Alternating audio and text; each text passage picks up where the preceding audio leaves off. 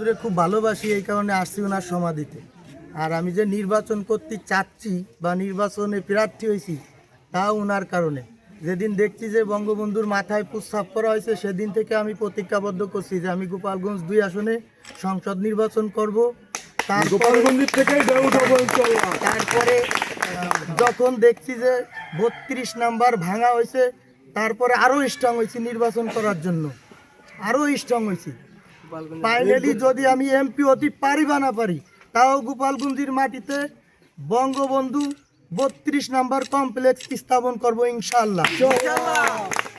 মানুষের উন্নয়নের জন্য কাজ করব, সামাজিকভাবে চলবো, কোনো গ্যাঞ্জাম ফ্যাসাদ নেঠা গ্যাঞ্জাম আমার জনগণ করবে না ইনশাআল্লাহ।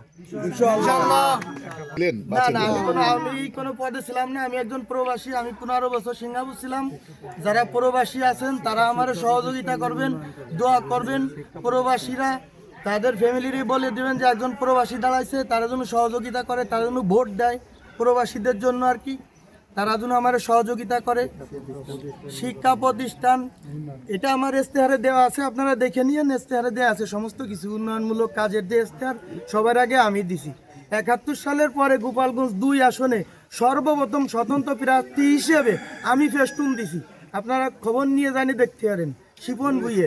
এছাড়া কোনো প্রার্থী স্বতন্ত্র হয়ে ফেস্টুন দেয়নি, কিন্তু গোপালগঞ্জ 2 6 জন প্রার্থী হয়েছে, কিন্তু আমি একা দিছি। আমার দিক তাকাই আপনারা আমার একটা ভোট দিয়েন, ভোট দিয়ে জয়যুক্ত করেন।